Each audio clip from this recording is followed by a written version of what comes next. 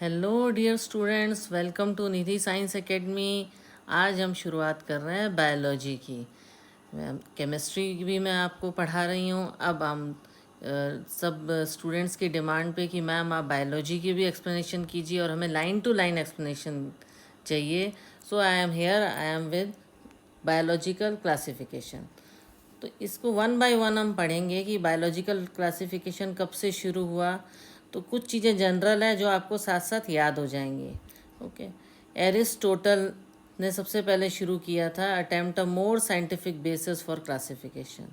ठीक है, उसने क्या किया था, सिंपल मॉर्फोलॉजिकल करेक्टर्स लिए थे to classify plants into tree, shrubs and herbs. Okay, simple morphological characters जो कि आपने अर्लियर क्लासेस में पढ़ा होगा, जूनियर क्लासेस में, कि हमने ऐसे कर दिया कि जो बहुत बड़े पेड़ हैं वो ट्रीज़ हैं, उससे कम श्रब्स, और एकदम स्मॉल जो हर्ब्स हैं। तो मॉर्फोलॉजिकल देख के जैसे पता लगता है उस हिसाब से क्लासिफिकेशन सबसे पहले किसने किया था, एरिस्टोटल ने सबसे पहले किया था, एरिस्टोटल ने। ओके, याद हो जाएगा, ये इजी है। In Linnaeus' time, a two-kingdom system of classification with Plantae and Animalia kingdom was developed. तो उसमें एक लिनियस टाइम आया, उसमें दो किंगडम बनाया गया, प्लांटे एंड एनिमेलिया। पर ये सिस्टम, इसमें क्या था, क्या कमी थी, इसने सारे प्लांट्स और एनिमल को इंक्लूड किया। ठीक है, खाली ट्रीज, श्रब्स और हर्ब्स को नहीं किया जैसे एरिस्टोटल ने किया था। इसने जो लीनियस टाइम में क्या हुआ, ये उसने एक अलग बनाया जिसमें प्लांट्स और एनिमल्स दोनों को इंक्लूड किया। ये सिस्टम जो था कि इसमें ये प्रॉब्लम थी कि ईक्यूरियट्स और प्रोकैरियोट्स में डिस्टिंग्विश नहीं कर सकते थे हम। ईक्यूरियट्स मीन्स, ये अर्लियर क्लासेस में पढ़ा है तब भी मैं आपको बता देती हूँ, जो न्यूक्लियस होता है उनको बोलते हैं, जिन जो कि ऑर्गेनिज्म न्यूक्लियस पजेस करते हैं उन्हें ईक्यूरियट्स किया जाता है, और जिनमें न्यूक्लियस नहीं रहता वो प्रोकैरियोट्स होता है। ऐसे ही यूनिसेल्युलर और मल्टी सेल्युलर में कोई डिफरेंस नहीं था। यूनिसेल्युलर मतलब single celled organism, multi cellular मतलब जिसमें बहुत सारे सेल होते हैं। तो इनमें डिस्टिंग्विश नहीं था, कुछ डिफरेंस नहीं था, सबको एक ही कैटेगरी में लाके खड़ा कर दिया था। जैसे स्कूल में सब चीज़ में अलग अलग क्लास होती है, तो सबको मिक्स खड़े कर देंगे तो आप कैसे डिस्टिंग्विश करोगे कि कौन सा स्टूडेंट किस क्लास में। उसी तरह से क्लासिफिकेशन बहुत ज़रूरी है सिस्टमेटिक जानने के लिए हर एक ऑर्गेनिज्म को। ठीक है, ये चीज़ नहीं पता थी इसके अंदर, इन्होंने प्लांटे और एनिमेलिया में किया। तो ईकैरियोट्स प्रोकैरियोट्स में डिफ्रेंशिएशन नहीं था, यूनिसेल्युलर और मल्टीसेलुलर ऑर्गेनिज्म में डिफरेंस नहीं था। फोटोसिंथेटिक ग्रीन एल्गी, ठीक है, जो कि फोटोसिंथेसिस मतलब सन की प्रेजेंस में अपना फूड बनाते हैं, ग्रीन एल्गी। या नॉन फोटोसिंथेटिक, जिनको सनलाइट की ज़रूरत नहीं है अपने फूड के लिए, नॉन फोटोसिंथेटिक फंगाई के लिए, है ना। Classification organism into plants and animals was easily done and was easy to understand. बहुत इजी हो सकता है क्लासिफिकेशन ऑफ ऑर्गेनिज्म, पर क्या हो जाता है कि कुछ ऑर्गेनिज्म किसी कैटेगरी में आ नहीं पाते।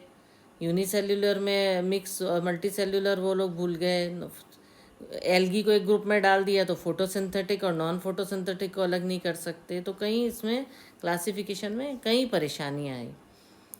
तो जो लॉन्ग टर्म के लिए टू किंगडम क्लासिफिकेशन जो यूज़ किया गया, इट वाज फाउंड इनएडिक्वेट। यूज़ कर रहे थे पर ये एडिक्वेट नहीं था, प्रॉपर नहीं था। ये टू किंगडम क्लासिफिकेशन था। ठीक है, कब, इन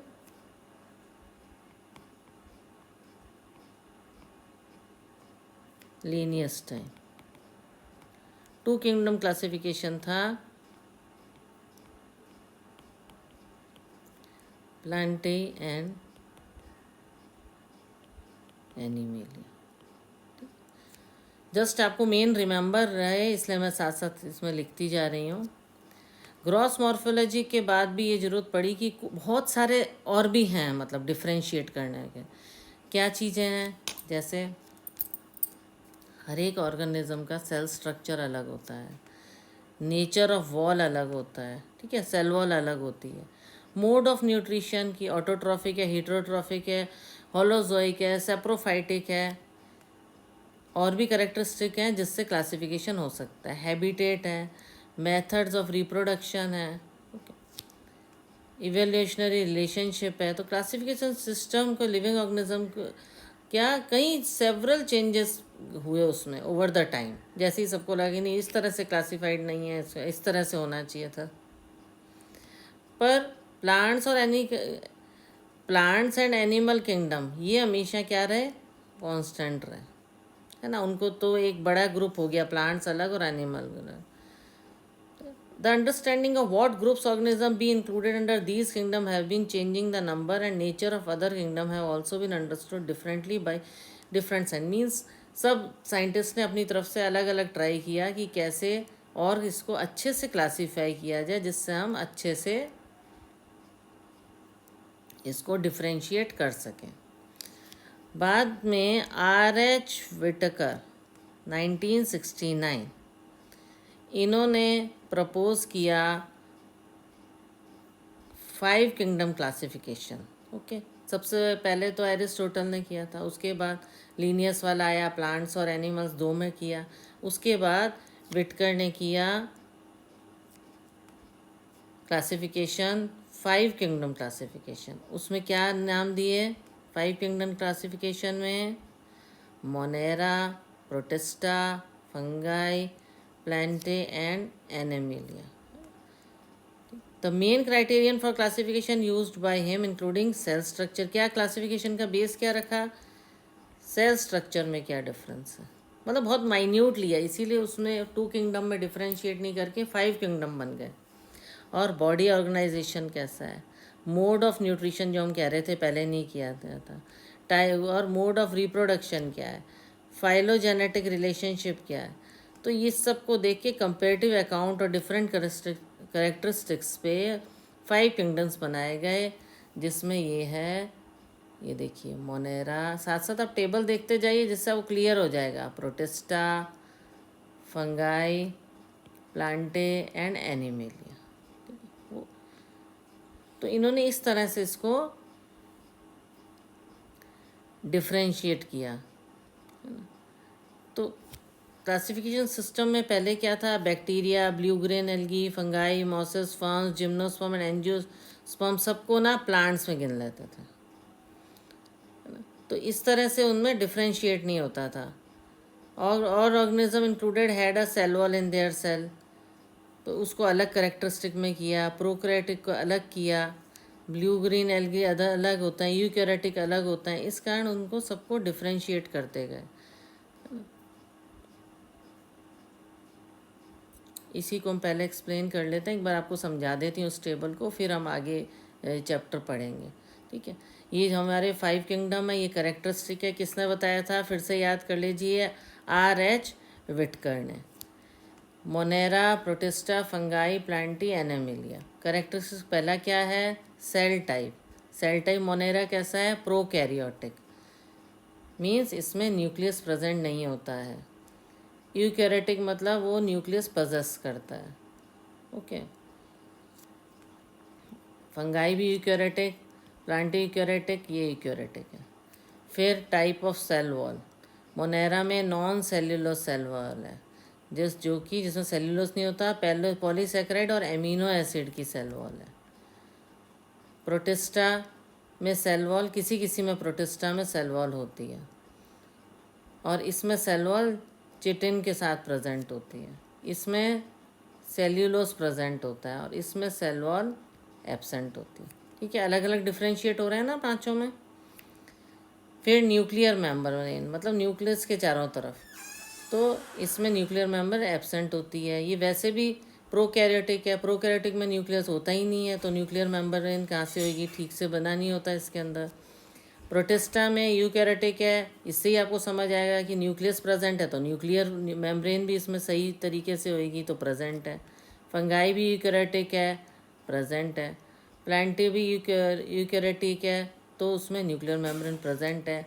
एनिमिलिया में भी न्यूक्लियर मेम्ब्रेन प्रेजेंट है, यूकैरियोटिक है, ओके। इसी से आपको इसका समझ आ जाएगा न्यूक्लियर मेम्ब्रेन के बारे में।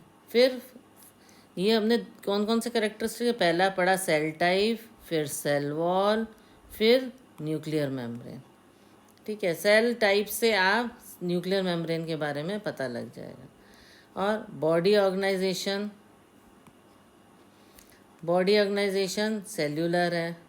ठीक है, सेल से बनी हुई है। प्रोटिस्टा में भी, मोनेरा में सेल्यूलर है, प्रोटिस्टा में भी सेल्यूलर है, और इसमें मल्टी सेल्यूलर और लूज टिश्यू से बनी हुई है।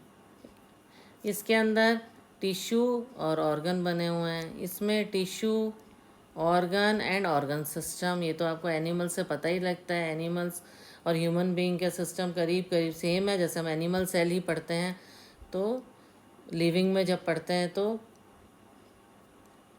प्लांट सेल और एनिमल सेल दोनों पढ़ते हैं लिविंग वर्ड में जब हम, है ना, या एनिमल सेल या टिश्यू के उसमें पढ़ते हैं। तो टिश्यू होता है, फिर ऑर्गन होता है और ऑर्गन सिस्टम, ये सब किसमें प्रेजेंट होते हैं? एनिमल किंगडम में। ओके, और प्लांट्स में खाली टिश्यू और ऑर्गन, पूरा ऑर्गन सिस्टम नहीं होता है इसमें, जैसे कि एनिमल्स में होता है। फिर मोड ऑफ न्यूट्रिशन क्या है? ऑटोट्रॉफिक होता है। मोनेरा क्या होते हैं? ऑटोट्रॉफिक। ऑटोट्रॉफिक मीन्स होता है अपना खाना अपने आप बनाने वाले। ये आपने पढ़ा होगा। जो फोटोसिंथेसिस है वो क्या है? ऑटोट्रॉफिक मोड ऑफ न्यूट्रिशन है। जूनियर क्लासेस में आप पहले ही पढ़ चुके हो। अगेन आई विल एक्सप्लेन कि प्लांट जब सन की प्रेजेंट में फूड बनाते हैं photosynthesis through, that is a best example of autotrophic nutrition.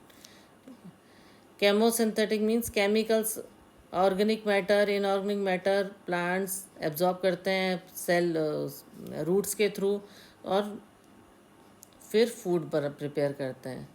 या हीट्रोट्रॉफिक, सेप्रोफाइटिक और पैरासाइटिक, इस तरह से इसका मोड ऑफ न्यूट्रिशन है। ठीक, तो इसमें मोड ऑफ न्यूट्रिशन मैं एक बार बता देती हूँ, फिर एक्सप्लेन करती हूँ। प्रोटिस्टा ऑटोट्रॉफिक है, मीन्स फोटोसिंथेटिक है, और हीट्रोट्रॉफिक मतलब दूसरे ऑर्गेनिज्म से अपना फूड बनाने वाला है, वो हीट्रोट्रॉफिक कहलाता है। हीट्रोट्रॉफिक मोड ऑफ न्यूट्रिशन फंगाई में भी हीट्रोट्रॉफिक है, या सेप्रोफाइटिक है या पैरासाइटिक है। प्लांटिया में ऑटोट्रॉफिक है, फिर से फोटोसिंथेटिक आ गई। तो आपको मैंने पहले ही बताया प्लांट का ऑटोट्रॉफिक मोड ऑफ न्यूट्रिशन है, और एनिमल्स दूसरे पे से फूड लेते हैं तो वो हीट्रोट्रॉफिक कहलाता है। फंगाई भी दूसरे से फूड लेते हैं और हीट्रोट्रॉफिक कहलाते हैं। प्रोटिस्टा ग्रुप के जो हैं वो फोटोसिंथेसिक और हीट्रोट्रॉफिक दोनों, ऑटोट्रॉफिक और हीट्रोट्रॉफिक दोनों है। प्लांट्स और एनिमल्स का तो आपको ठीक से याद हो ही जाएगा, ऑटोट्रॉफिक है, हीट्रोट्रॉफिक है, पहले भी पढ़ चुके हो। फंगाई भी जो है दूसरे से फूड लेता है तो वो भी हीट्रोट्रॉफिक है। मोनेरा ग्रुप का जो है वो ऑटोट्रॉफिक है। अब इसको हम थोड़ा सा समझेंगे। जो हीट्रोट्रॉफिक है, हीट्रोट्रॉफिक मोड ऑफ न्यूट्रिशन थोड़ा सा आपको क्लियर कर दें, क्योंकि बार बार न्यूट्रिशन बार बार आ रहा है तो कहीं किसी बच्चों को कन्फ्यूजन होगा स्टूडेंट को, या नहीं ध्यान में आएगा। तो ये 3 टाइप का होता है। होलोजोइक हो गया, और एक कौन सा हो गया आपका? सेप्रोफाइटिक।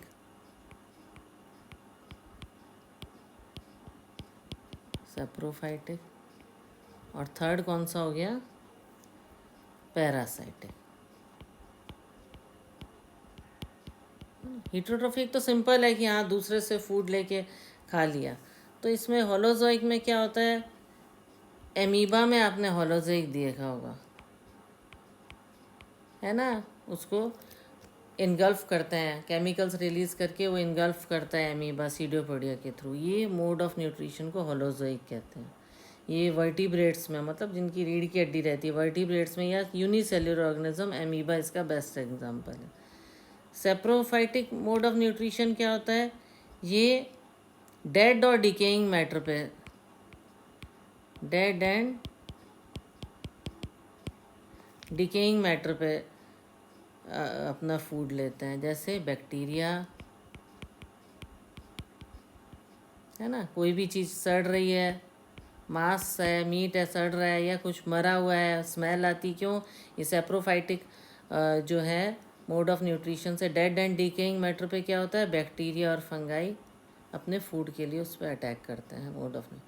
पैरासाइटिक न्यूट्रिशन क्या होता है? पैरासाइटिक मीन्स होता है दूसरे के, जैसे आप लीच है कहते हैं, या सिर्फ सबसे एग्जांपल पैरासाइट्स का है, जैसे पेट में वॉर्म्स हो गए, पेट में कीड़े हो गए, that is a mode of parasitic nutrition. इसको बोलते हैं हम parasitic nutrition. Parasitic mode of nutrition में क्या होता है, जैसे होलोजोइक में होता है, दे फूड के सॉलिड और लिक्विड को लेते हैं और उनको फिर अपनी बॉडी में डाइजेस्ट करते हैं, और ये क्या होते हैं, होस्ट की बॉडी में ही रहते हैं। जैसे वॉर्म्स का एग्जांपल दे रही थी,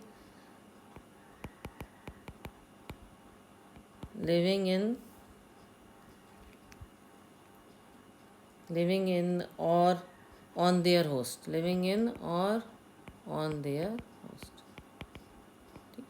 ये मैं शॉर्ट में इसलिए साइड में लिख दिया कि थोड़ा सा आपको क्लियर हो जाए, तो कन्फ्यूजन नहीं हो कि मैडम बार बार क्या वर्ड्स यूज़ कर रही हैं, या किसी को कोई कन्फ्यूजन है तो क्लियर हो जाएगा। जैसे अमीबा आपने कई बार पढ़ा है, पहले इनगल्फ कर लेता है ना, the amoeba who take in their food in solid और इन अ लिक्विड फॉर्म, और फिर अपनी बॉडी के अंदर डाइजेस्ट करते हैं, इनगल्फ में करते हैं। सेप्रोफाइटिक डेड और डिकेइंग मैटर पे, और पैरासाइटिक होस्ट के अंदर। ठीक है, क्लियर?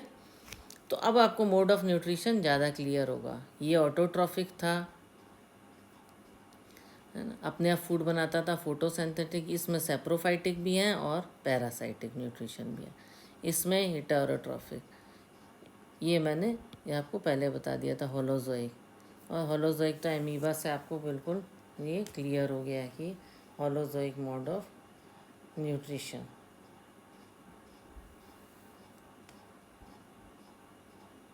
अब हम इसको आगे लेते हैं और इसको एक्सप्लेन करते हैं। तो एक 3 डोमेन सिस्टम भी डेवलप हुआ था, जिसमें 2 डोमेन में डाला गया था मोनेरा को, और उसने यूकैरियोट किंगडम्स को 3rd डोमेन में डाला था। तो 6 किंगडम क्लासिफिकेशन बना है। बाद में एक 6 किंगडम क्लासिफिकेशन भी बना। किंगडम को, मोनेरा को दो में डिवाइड कर दिया। अभी हमने कितने पढ़े? 5 kingdom, Monera, protista, fungi, Plantae, Animalia. उसने क्या किया, मोनेरा को भी 2 में डिवाइड कर दिया। उससे क्या हुआ, मोनेरा को 2 में डिवाइड करने से 6 किंगडम क्लासिफिकेशन हो गया, जो कि आप हायर क्लासेस में पढ़ेंगे। ठीक है, पहले हम ये जो है 5 किंगडम क्लासिफिकेशन है, उसको हम एक्सप्लेन करके उसे हम पहले अच्छे से समझ लेंगे।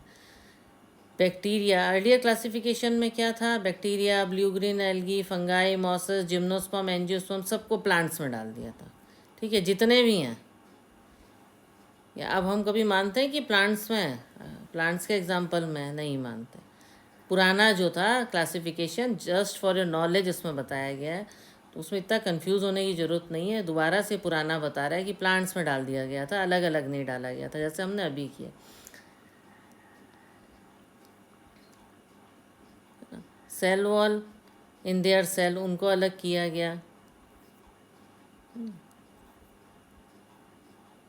और करेक्टरिस्टिक भी लिए गए, और इनको साथ ले लिया गया। प्रोकैरियोटिक बैक्टीरिया को, जैसे कि ब्लू ग्रीन एल्गी है, और यूकैरियोटिक को इकट्ठा ले लिया गया। यूनिसेल्युलर और मल्टीसेल्युलर को इकट्ठा ले लिया गया। जैसे क्लेमाइडोमोनास एंड स्पायरोगेरा को एल्गी के अंडर ले लिया इन्होंने। तो और क्या था, क्लासिफिकेशन ये नहीं बताता था कि हेटेरोट्रॉफिक ग्रुप फंगाई है कि ऑटोट्रॉफिक ग्रीन प्लांट्स हैं, सबको एक में ही ले लिया है। ऑटोट्रॉफिक मतलब जो खुद से सिंथेसाइज करते हैं food. Heterotrophic derive energy from organic compounds and unable to prepare their, वो खुद अपना फूड नहीं बनाते। ये मैं इसलिए तुम्हें साइड में लिख रही हूँ, जिससे किसी को कोई कन्फ्यूजन है। हमेशा जब भी पढ़ो तो लाइन टू लाइन आपको उसी वक्त ध्यान आ जाना चाहिए ये क्या है। नहीं ध्यान आ रहा है तो मैंने साइड में इसलिए लिख दिया कि तुरंत आपको ध्यान आ जाए, अच्छा ये है ना। दो they also showed a characters difference है, वॉल्स और कंपोजिशन में फ़र्क है। जैसे फंगाई है, फंगाई में चिटिन है, तो कुछ डिफ्रेंशिएट नहीं होता। जो पुराना था सबको एक में ही डाल दिया था। ग्रीन प्लांट्स में सेल्यूलोज सेल वॉल है, तो इसमें सेपरेट किंगडम बनाया गया। जैसे कुछ हैं जिसमें सेल्यूलोस सेल वॉल है, उसमें चिटिन है। तो जब सब अलग अलग करेक्टरिस्टिक पता लगे कि फंगाई में भी अलग अलग है, तो सेपरेट एक बना दिया गया kingdom fungi. All prokaryotic organism were group together with kingdom Monera. Prokaryotic जो थे वो सब मोनेरा में डाल दिए गए, जिनका न्यूक्लियस फिक्स नहीं था। और यूनिसेल्यूलर जो यूकैरियोटिक थे वो अलग ग्रुप में डाल दिए गए, प्रोटिस्टा में। और किंगडम प्रोटिस्टा ने कैलामिडोमोनास जो एल्गी में थे सबको इकट्ठा ला दिया। पैरामीशियम और एमीबियम जो कि एनिमल किंगडम में थे, ये सब ऑर्गेनिज्म को put together organism which in earlier classification placed in different kingdom, है ना। पुराने में जो अलग अलग थे, इसमें सबको एक के अंदर ला दिया गया, ठीक है। चाहे पैरामीशियम एमीबिया को भी और कैलामिडोमोनास कोलेरिया को भी, जिनके सेल वॉल है या लैक ऑफ सेल वॉल है, ये सारे किस में ला दिए गए, किंगडम प्रोटिस्टा में। Okay, why it is happen, because the criteria for classification change. Criteria change हो जाएगा तो क्लासिफिकेशन चेंज हो जाएगा। इस changes takes place future depending on the improvement in our. इसी तरह से फ्यूचर में और करेक्टरिस्टिक्स पता लगेंगी और रिसर्चेज होंगी, तो और क्लासिफिकेशन का तरीका बदलेगा। जैसे morphological difference, physiological, reproductive similarities, phylogenic based on evolutionary relationship. तो पर हम अभी इस चैप्टर में क्या पढ़ेंगे, characteristic of kingdom Monera, protista, fungi of the Whittaker system of classification. ये इनका नाम याद कर लीजिए।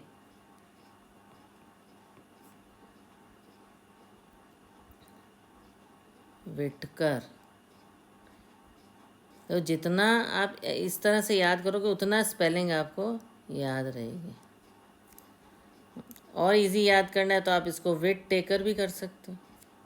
जिसको लर्न करने में दिक्कत है तो आप स्पेलिंग भूलोगे नहीं कि विट है फिर टी डबल है, और जो इजीली याद कर सकते हैं देन इट्स गुड। ओके, तो हम विटकर सिस्टम ऑफ क्लासिफिकेशन में सबसे पहले हम पढ़ेंगे किंगडम मोनेरा। ओके, मैंने जितना पढ़ा है क्लियर है क्लासिफिकेशन। कोई भी प्रॉब्लम हो तो आप मेरे को कमेंट में लिख सकते हैं, I will explain it again. Okay, kingdom Monera में बैक्टीरिया जो हैं सोल मेंबर हैं मोनेरा के, ठीक है।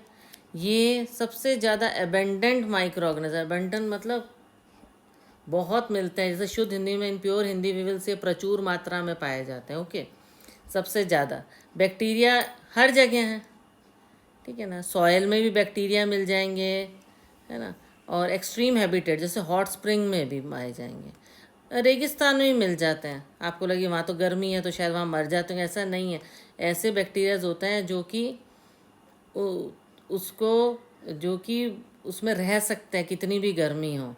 स्नो में भी बैक्टीरियाज होते हैं, डीप ओशंस में भी बैक्टीरिया होते हैं, जहाँ पर कोई भी ऑर्गेनिज्म जी नहीं सकता। जैसे बहुत हॉट स्प्रिंग्स हैं जो कोई भी ऑर्गेनिज्म सर्वाइव नहीं कर सकता, जहाँ बहुत ज़्यादा बर्फ़ है। डीप ओशंस हैं जहाँ और फॉर्म्स जो लिविंग के हैं वो सर्वाइव नहीं कर सकते, बट बैक्टीरिया कैन सर्वाइव, है ना। तो ऐसे ऐसे बैक्टीरिया हैं जो ज़्यादा से ज़्यादा गर्मी झेल सकते हैं, ज़्यादा से ज़्यादा ठंड झेल सकते हैं। तो बहुत तरह के बैक्टीरियाज होते हैं, इसीलिए हर इन्वायरमेंट में, हर जगह पूरे वर्ल्ड में पाए जाते हैं। कुछ ऐसे हैं जो दूसरे ऑर्गेनिज्म के अंदर रहते हैं, जो मैंने समझाया था, वॉर्म्स का एग्जांपल दिया था, पैरासाइट्स जैसे रहते हैं, ठीक है। और कहीं नहीं पाए जाते, शरीर में ही दूसरे के बैठे होते हैं ये। बैक्टीरिया को हमने ग्रुप किया है 4 कैटेगरीज में। कैसे डिवाइड किया है, बेस्ड ऑन देयर शेप।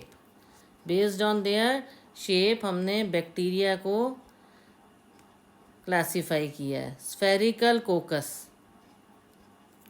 4 में डिवाइड किया है। कोकाई 4 में बैक्टीरिया को डिवाइड किया। ओके,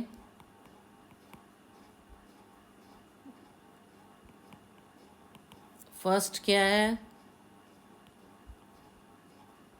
एक बार लिखेंगे, देखो साथ साथ लिखते हैं तो और इजीली समझ आएगा और तुम्हारा ध्यान जाएगा कि अच्छा मैम कुछ लिख रही हैं तो क्या। स्फेरिकल कोकस, कोकाई, जो कोकाई है ये स्फेरिकल शेप का है, इसलिए उसके बोला ही है, शेप के हिसाब से नाम है ना, spherical cocci based on their shape. ठीक है। दूसरा है rod shape bacillus. Okay, rod shape, ये रॉड शेप है। तो दूसरा है आपका इजी टू लर्न, बहुत इजी है ना, रॉड शेप है तो रॉड शेप बैसिलस। नहीं तो आप इसको माइक्रोलॉजी में, माइक्रोबायोलॉजी में जब पढ़ते हैं बैक्टीरिया, तो इतने टाइप के होते हैं कि आप कंफ्यूज हो जाते हो। इसमें तो बहुत क्लियर हैं, थोड़े से दिए हुए हैं हमें। रॉड शेप, ठीक है, रॉड की जैसे शेप होती है ऐसे होते हैं रॉड शेप्ड बैक्टीरिया। थर्ड हैं कॉमा शेप्ड, है ना, ये रहा विब्रियो, कॉमा शेप्ड हैं, इसको विब्रियम भी, कॉमा शेप्ड विब्रियम, या आप विब्रियो बोल दो, इट इज़ कॉमा शेप्ड होता है। ये हो गया। और फोर्थ कौन सा है, ये रहा विब्रियो। ठीक है, देखो कोकाई स्फेरिकल हो गया, ये रॉड शेप्ड हो गया। और फोर्थ है स्पिरिला, फोर्थ इज स्पिरिला, ये स्पाइरल शेप्ड होता है। These are spiral shaped. तो बेस्ड ऑन देयर स्ट्रक्चर आराम से याद हो जाएगा। देखिए ये कोकाई हो गया, क्या शेप है इसकी याद कर लो, स्फेरिकल कोकस के कोकाई। ये रॉड शेप्ड, इसको बोलते ही हम रॉड शेप्ड बैसिलस है। This is rod shaped bacillus, this is spherical, this is rod shaped bacillus. Third है विब्रियो, ये होते हैं कॉमा शेप्ड, ये तो याद ही हो गया। दीज आर, मैं लिखती इसलिए हूँ जिससे आपका ध्यान जाए और अच्छे से ध्यान रहे कि अच्छा ये कॉमा शेप्ड है।